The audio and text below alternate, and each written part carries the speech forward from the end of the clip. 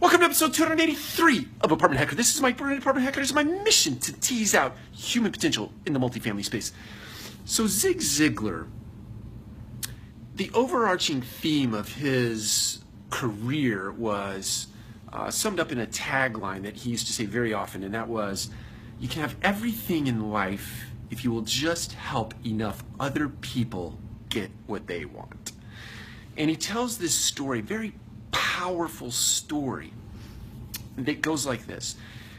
There was a little girl named Annie who grew up in a mental institution, and there were varying levels in the mental institution. There was a level where you could be free to roam around the grounds in the interior space of the mental institution.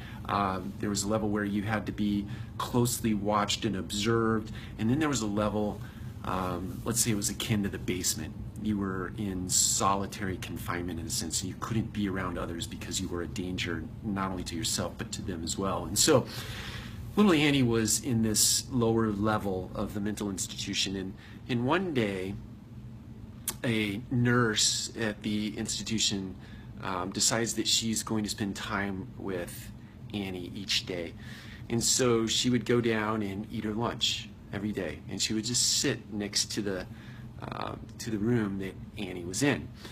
And she wouldn't say anything to her. She would start out by not saying anything to her, and then slowly worked up to just saying hi and interacting a little bit, but Annie would not respond. And one day she left some brownies outside of the door for Annie, and Annie didn't take them.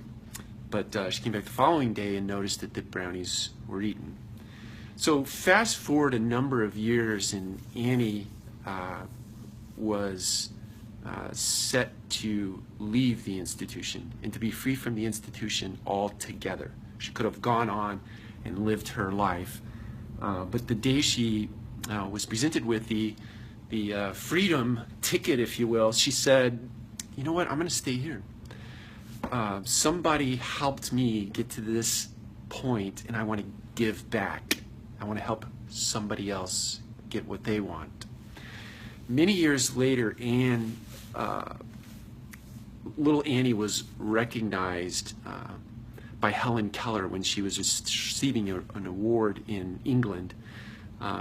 She recognized Annie Frank, or little Annie Sullivan. She was later Anne Frank, but as the person that had inspired her to become and do the things that she did in her life.